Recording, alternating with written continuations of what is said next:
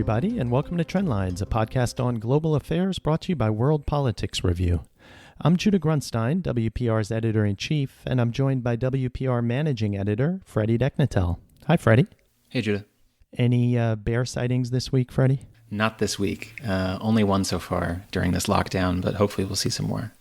I should let everyone who's listening know we were on an editorial call a couple weeks ago, and Freddy just very nonchalantly said, wait 1 second, there's a bear outside my window, and very quickly shared photos.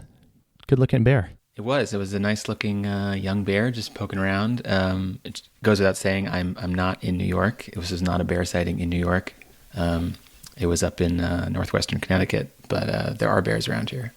Right on. Prachi's out today, so it'll just be the two of us. We'll be talking about China's latest encroachment on Hong Kong's autonomy, as well as the Trump administration's latest move to finish off the multilateral nuclear deal with Iran.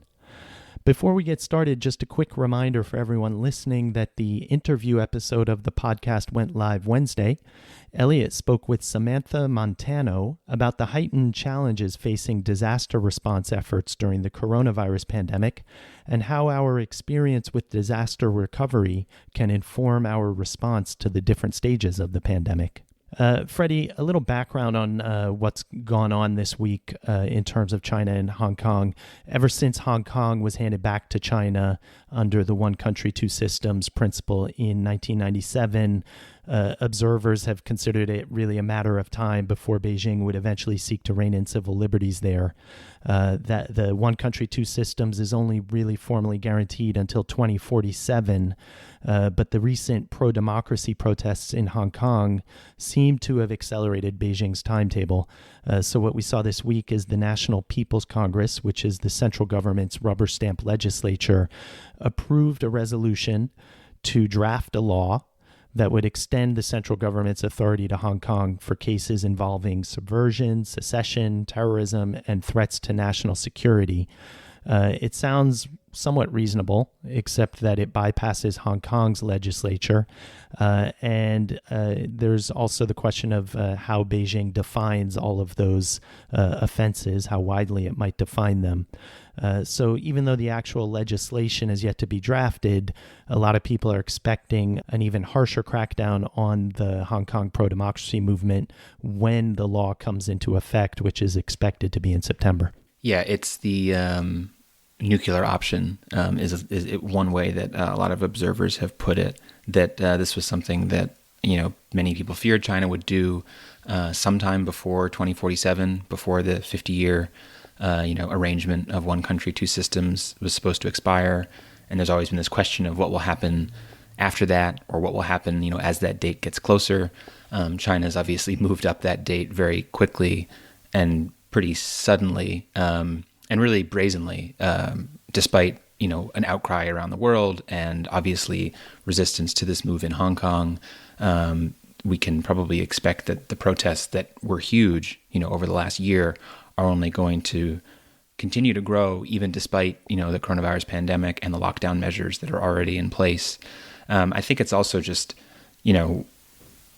part of a larger story that, we've had articles arguing different sides of this about how much more assertive is China being now because of the pandemic. Is it trying to sort of take advantage of this global crisis to pursue these things it's had on its radar for a while? Or would this have gone on in another context? Was this sort of already in motion? And I think that there are signs, I think, that you could make the argument either way.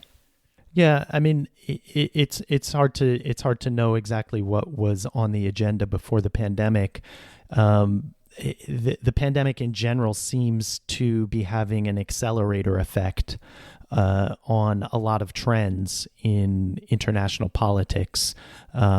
It's unless we had the minutes to meetings of the Communist Party over the course of the last year or so, it's hard to know for sure. One thing that it strikes me is that whether it's the cover of the pandemic or the disruption and the political turmoil in the U.S. especially, but also Europe, it seems like a time when China could act with a little less or with a little more impunity, or an expectation of more impunity. And I guess the other thing that I wonder too is the question of the U.S. electoral calendar and how China perceives Trump.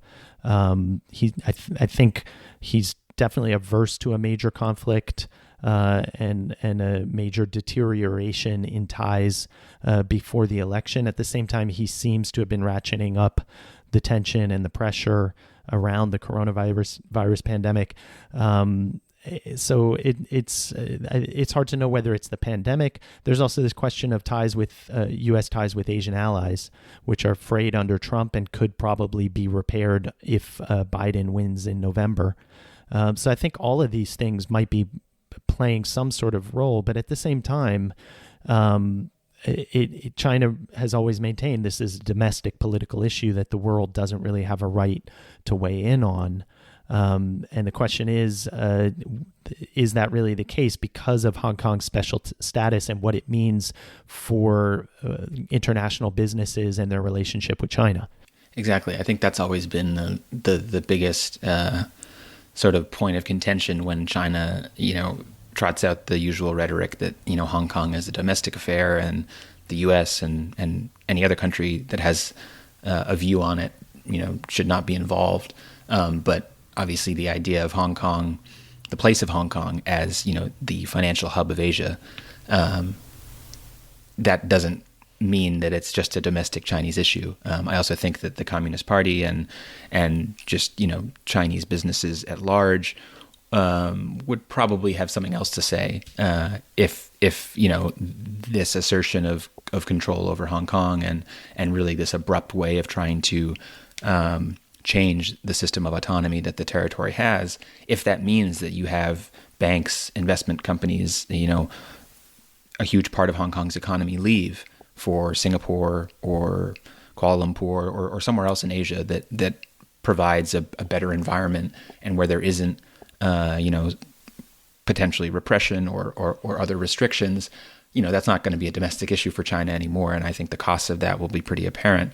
So I think that, for the question I have looking ahead now is sort of what happens and how strongly will Beijing try to impose this new security law if there are protests, and how far they'll go given the risks that Hong Kong has sort of been it's been referred to in lots of different ways, but it was sort of the backdoor into China up until China's economy opened up more recently, and it's always sort of been this it's had this special status as a place where international business could be conducted, and it was to China's benefit, even though Hong Kong obviously was autonomous or semi-autonomous.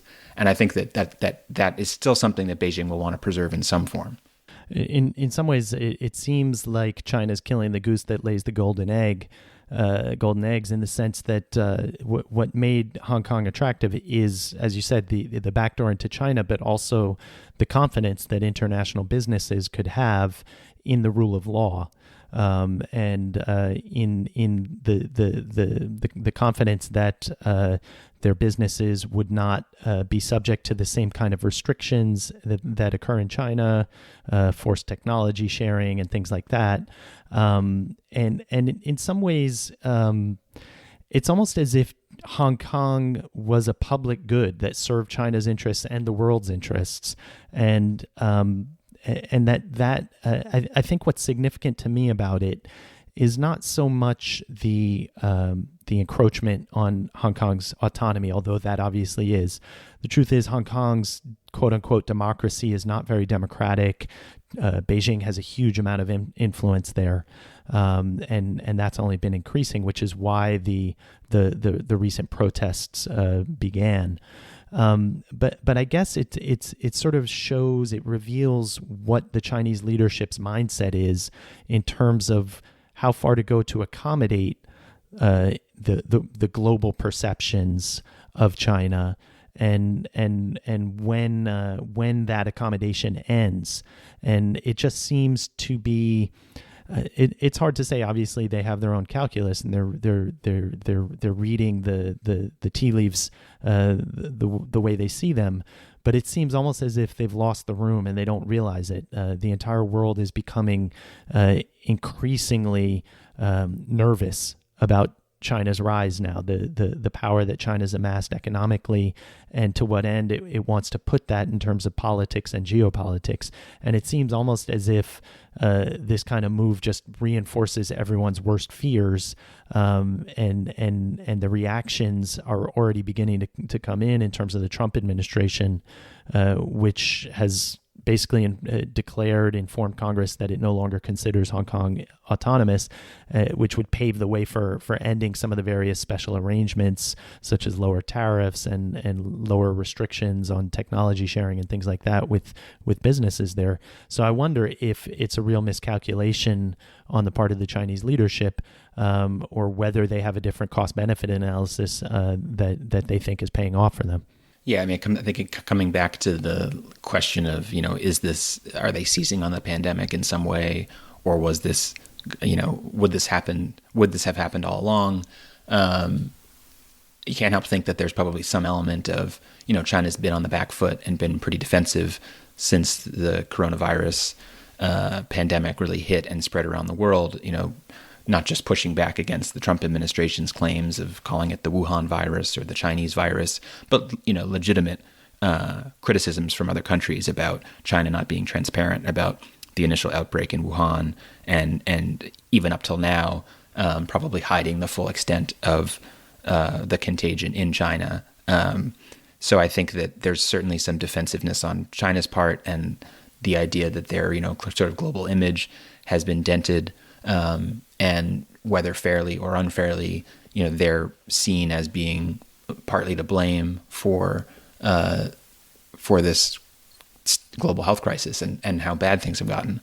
And I think that there's probably different ways that China will react to that. In some ways, they'll try to do outreach and the so-called medical diplomacy we've seen to try to smooth that image over. I think in other ways, just given the sort of characteristics of the party state, that it's more likely that they'll get defensive and that there will be backlash, and probably in the form of what we're seeing in Hong Kong. Now, we talked about the U.S. China relationship on the podcast a few weeks ago, and then more recently, Prachi also mentioned the question of the repression of Muslim Uyghurs in Xinjiang. And so this move, this reaction by the Trump administration comes amid a congressional effort to hold China accountable for those human rights violations. And I guess we see this sort of this hardening line on China, bipartisan, it seems like, in the U.S. Increasingly, Europe and the European Union and European Union member states are taking a more and more skeptical line on China and a more geopolitical or strategic approach as opposed to just an economic one. I guess the real question that I have, and that I would have if I were especially a European policymaker, is if you rush in with the U.S. into this sort of battle, will you soon find yourself abandoned along the way? And because Pompeo is notably the one who made this announcement about the administration's response, and he's very hawkish on China. My question is whether Trump will follow along, or whether he'll be concerned about trade deals or avoiding a conflict before the election. And so it just sort of underscores the way in which the damage that Trump and his administration have done to U.S. global leadership really ends up biting them when they're trying to maybe assemble a coalition that could respond to this effectively. And I wonder how eager the Europeans will be to follow along, even though it concerns them as well.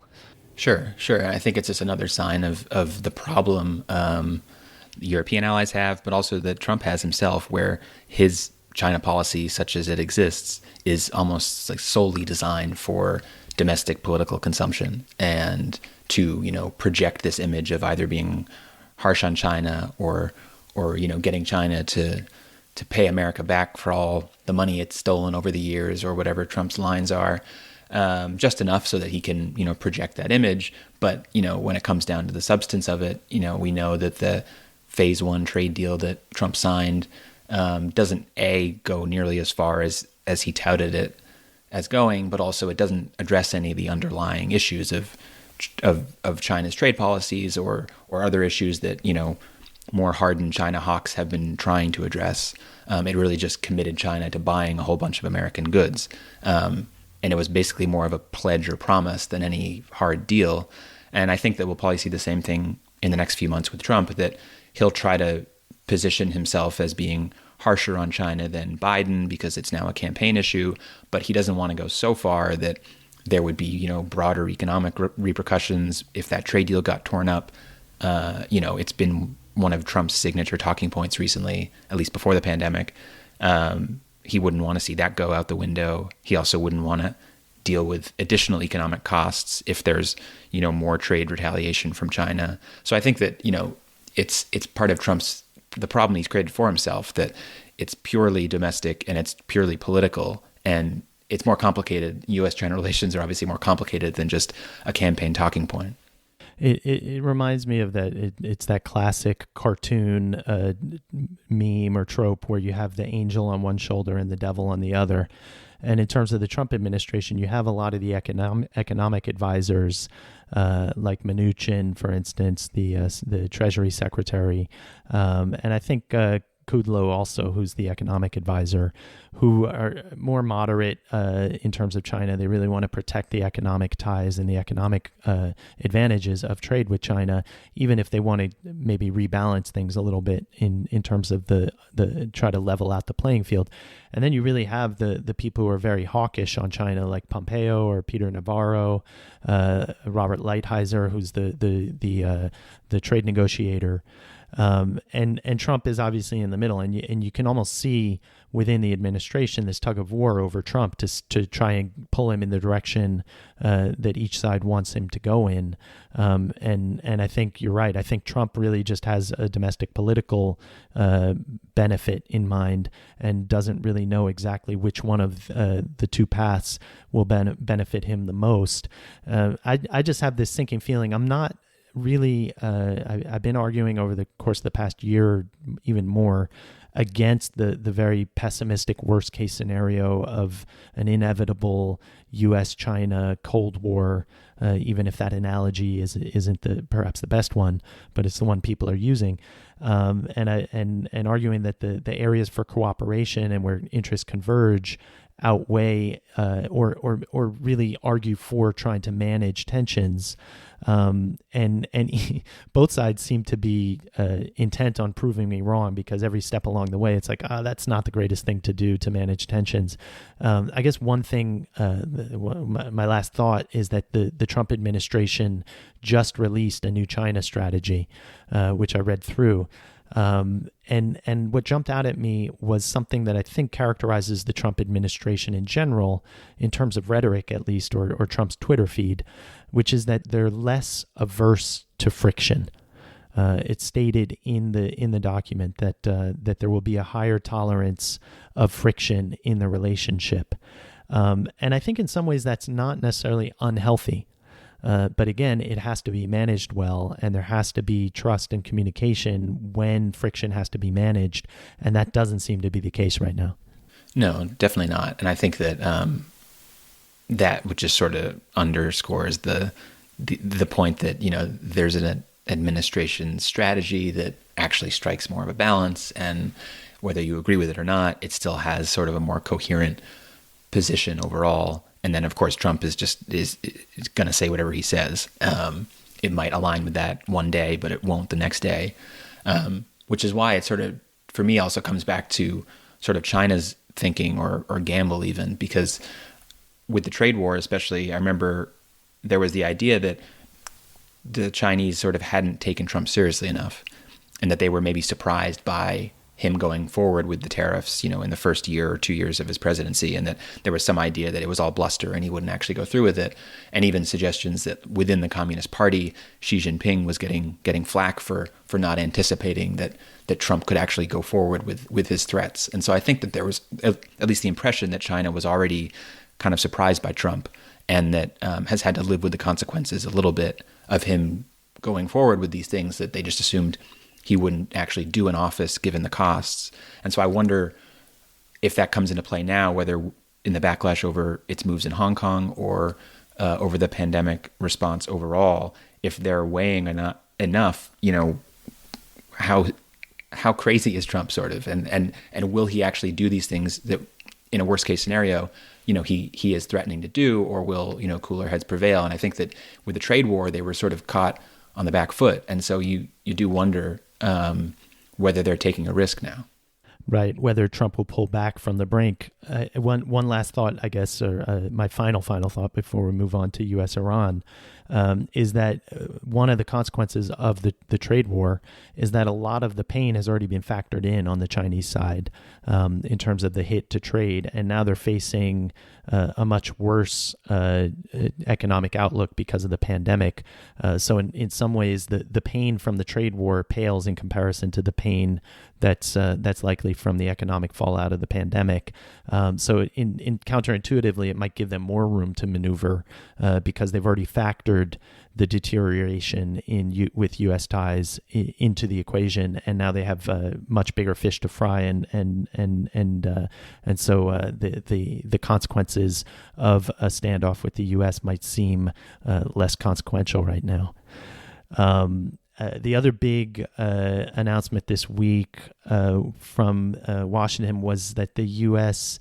The Trump administration announced it was no longer going to issue sanctions waivers to foreign companies that have been involved in ensuring Iranian compliance with various aspects of the deal. That includes the conversion of the heavy water nuclear reactor in Iraq to a model with a lower proliferation risk, as well as other companies that are removing enriched uranium from the country, and Russian companies that are providing higher enriched uranium for Iran's experimental reactor. This was really, these waivers were really the last pillar of the deal that the Trump administration had left standing since withdrawing from it. And so for now, really the only thing keeping the deal from dying altogether is what seems like a political decision by Iran to not formally withdraw from it, even if they've reduced compliance with a number of the deal's requirements, such as enrichment levels and how much stockpiled uranium they have. But for now, it seems like Iran is playing a waiting game, maybe until November, to see which way the political winds blow in Washington. Yeah, it seems like another version of what we're talking about with China, that on the one hand, Trump is going farther down the line of taking a harder line on a foreign policy issue that, by and large, it seemed like he only made this decision to leave the Iran deal because for domestic politics in the U.S. and because it was an Obama era signature foreign policy achievement. So naturally, Trump had to tear it up. And I think that all of this is partly designed, I imagine, to draw a sharper contrast with Biden as well, and also probably to put Biden on the spot to say whether he would re-enter the deal so they can paint that, as being soft on Iran or something like that. I also think it's interesting because it does seem like Mike Pompeo is having a lot more say in Trump's foreign policy right now, between the Hong Kong declaration from the State Department to now this move.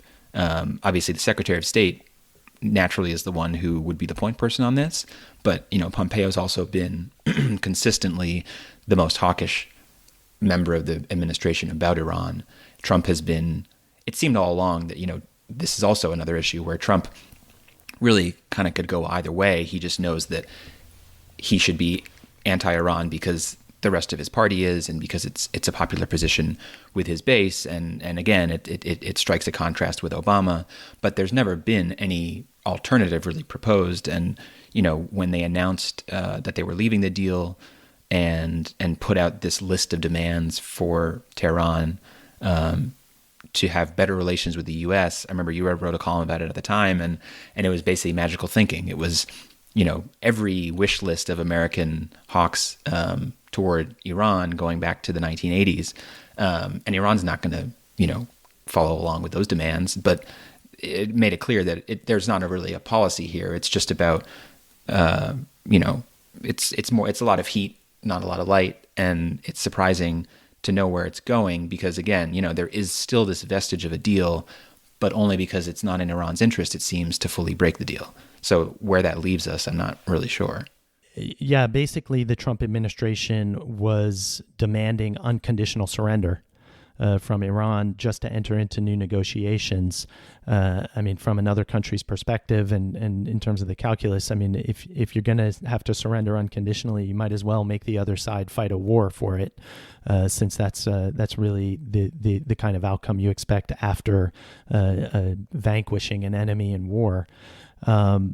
But more generally, in terms of Trump, there was a certain point where you got the sense where that Trump would have flown into Tehran in a heartbeat if he'd gotten an invitation, just because it would have been this big grandstanding move, similar to the summits with Kim Jong-un. What he really wanted was a new deal that he could put his name up top on, the Trump deal, and probably would have at this point would be happy to get the kind of guarantees in terms of Iran's nuclear program that the nuclear deal had achieved.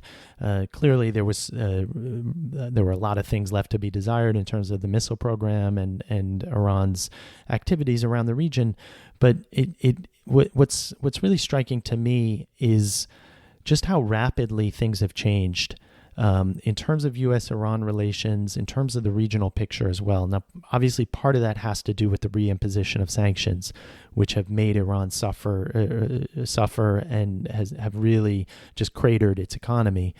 But 6 months ago, which seems like another world at this point, we were discussing the possibility of war between the U.S. and Iran in early January, which seems pretty far-fetched now, in part because Iran seems to have pulled back from that brink, whether for tactical reasons or strategic reasons, it's still unclear. But I guess more broadly for me, this was something that I read on Twitter by Greg Carlstrom, who's the Economist's Middle East correspondent, and it sort of put words to something that had been I've argued in the past in different ways, but he just said this idea of an Iran-Saudi rivalry, which is the basis of U.S. policy on Iran to support Saudi Arabia in this regional rivalry, is outdated. Iran has won in every country where there was any sort of competition: Syria, Lebanon, Iraq. But again, what has it won? It's won these countries that are either completely destroyed, like Syria, completely unmanageable, like Lebanon and Iraq, and really the kind of influence it has is not the same thing as actually winning or conquering the country.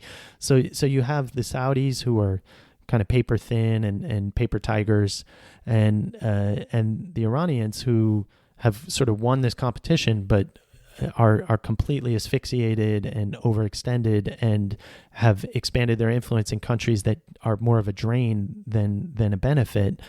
And so what the U.S. gets out of it at this point is really pretty baffling to me. A year ago, there was this narrative that Iran was ascendant in the Middle East, and now it seems really clear that was overstated, and it just seems like the U.S. policy is clearly regime change, which I wouldn't want to. I'm not defending the Iranian regime, but it just doesn't seem to be achieving much more than that. And even if the regime fell in Iran, it would leave behind a huge vacuum. So to me, there just doesn't seem to be any what next thinking in terms of the U.S. approach.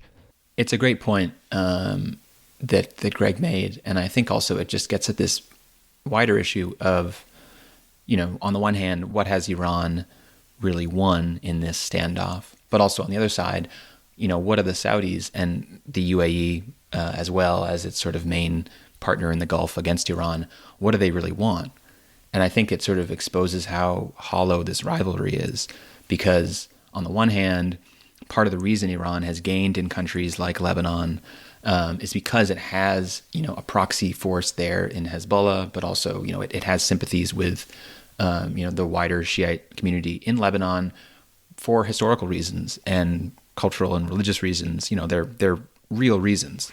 Obviously the Saudis or very, Iran hawks think that it's all nefarious, but there are some natural ties between Iran and Lebanon, for example. And, Syria is a different situation. And obviously Iran's intervention in the Syrian civil war was brutal. And it was, they were basically contracted to be the fighting force for an Assad regime whose army was, falling apart, along with Russia as well.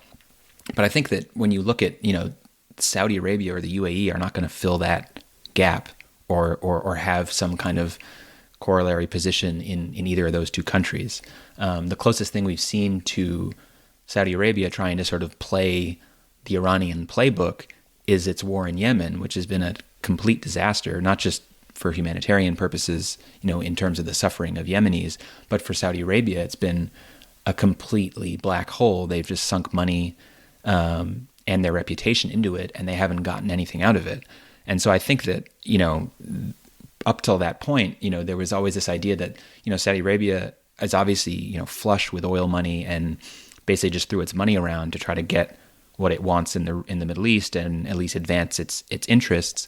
And then, moving into funding their own wars and the kind of aggressive behavior that Mohammed bin Salman pursued was such a break, because Saudi Arabia had always kind of, not to say that their foreign policy hadn't had its own sort of destructive impacts, but they were never the ones fighting. They were paying other people to fight, to put it simply, I guess. And I think that it exposes, what a risky strategy that's been for the Saudis, but also, again, this underlying point of what's the goal overall? What are they really fighting over?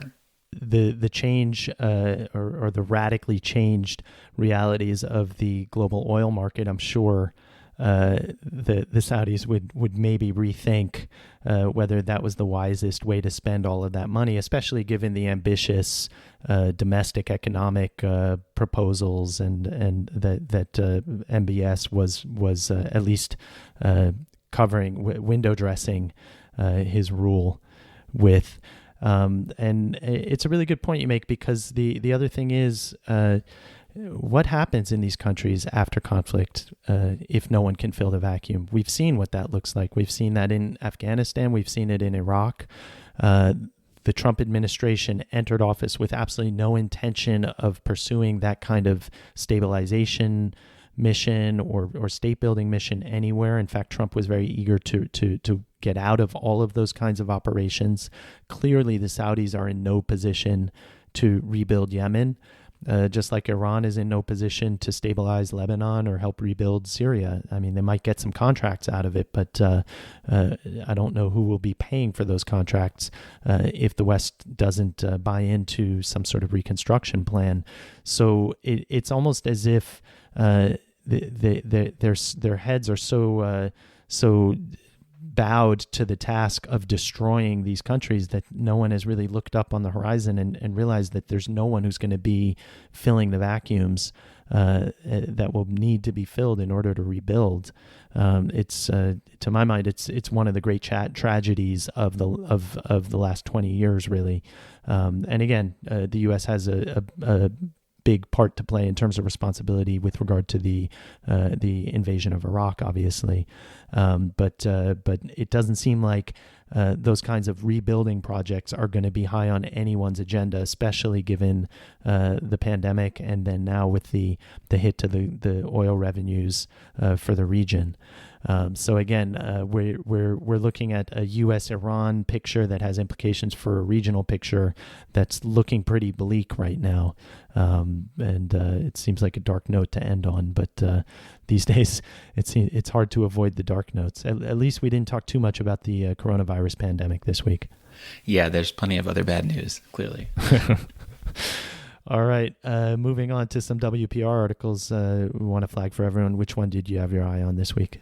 Edward Alden, who is filling in for for Kimberly and Elliot this week, has a column looking at the U.S. China rivalry that we were talking about and why the Cold War playbook of economic isolation won't work against China. It seems like the Trump administration is trying to sort of go down the route that the U.S. did against the Soviet Union during the Cold War to try to limit, trade ties, but also technological development. But as Ted puts it, that playbook won't work anymore. China's far too integrated and nothing like the Soviet Union was during the Cold War. And I'll flag this week's in-depth article by Catherine Marshall on how the coronavirus pandemic and social distancing are affecting religious practice and vice versa, and the role that faith communities can play both positively and negatively in addressing the public health crisis. Catherine looks at the role religious communities have played in recent pandemics, including the HIV/AIDS pandemic and the Ebola pandemic, and she explains how barriers between governments and faith communities can detract from pandemic responses. She then examines ways in which governments can overcome those barriers to more effectively engage with faith communities in order to reinforce public health outreach. Catherine writes that as societies and economies reopen, quote, religious communities need to be integral parts of the whole at policy tables. The world's diverse faith communities are in the thick of the pandemic, highlighting that habitual distinctions between faith and science exaggerate differences at a time when inclusion and bridges are urgently needed, unquote. All right, two things I want to mention before we get to the Who Said That segment. First, if you'd like to stay up to date on everything we cover at WPR, go ahead and sign up for our free daily newsletter at wpr.pub/trendlines. And second, if you'd like to drop us a line with questions or comments, you can email us at podcast@worldpoliticsreview.com. All right, time for Who Said That? Freddy, what do you got for me? All right, this is the country in question. People have been locked up for the last 6 to 7 weeks, and this is the first excitement they've seen. They go overboard. Oh, that's a good one. I feel like I saw it, but I can't really place it, so I'll give up on that one. This was a story from your favorite country, Canada, specifically about Toronto, and a story of two foxes and their brood apparently appearing on a beach on Lake Ontario. And despite a very strict lockdown that most people in Toronto were following very closely, people got outside, and these foxes became a sort of phenomenon in Toronto, and there were paparazzi out all day filming them. I saw the headline. I don't really have anything against Toronto. It's really just Justin Trudeau who kind of wears on me. All right, here's mine. It's not a leader. It's someone I think you'll be familiar with, and I'll say this: it's a top advisor to a world leader. So here's the quote: "On Sunday, 12th April, 15 days after I first displayed symptoms, I decided to return to work. My wife was very worried, particularly given my eyesight had seemed to have been affected by the disease. She's not one to risk a nearly 300-mile drive with our child, given how ill I had been. We agreed we should go for a short drive to see if I could drive safely." This is Boris Johnson's advisor, Dominic Cummings. Exactly, defending his decision to visit Barnard Castle near Durham, where he was spotted with his wife and a child on Easter Sunday. That was sort of a secondary revelation. He was already under fire for having driven the 270 miles to Durham to self-isolate on his parents' farm after he and his wife had already begun experiencing COVID-19 symptoms. And then when trying to explain why he had driven to Durham for the afternoon on Easter Sunday, he explained it was to test his eyesight to see if he could drive. Not the safest way to test your eyesight with your wife and child in the car. A lot of people are a little skeptical of his explanation. Yeah, I'm just trying to imagine which political consultant told him that the excuse that you had to drive 50 miles because you wanted to make sure you could see right or not, that was the line they were going with. I would love to know how they got to that. The problem is that Cummings is the political consultant, so obviously he's got no one to consult with himself. In any case, Boris Johnson is sticking by him for now, but there's definitely an uproar here over the entire incident. All right, great stuff, Freddy. Thanks. Thanks, Judah. If you'd like to stay up to date on everything we cover at WPR, go ahead and sign up for our daily newsletter at wpr.pub/trendlines. In addition to free access to selected WPR articles all week long, you'll also get a promotional code for a 25% discount on a WPR subscription. And if you'd like to send comments or questions, email us at podcast@worldpoliticsreview.com. Trendlines is produced and edited by Peter Dury. You can follow him and World Politics Review on Twitter, and you can find links to pieces covering the issues we talked about in the show notes on worldpoliticsreview.com. Have a great weekend, and see you next week for 2 new episodes of Trendlines.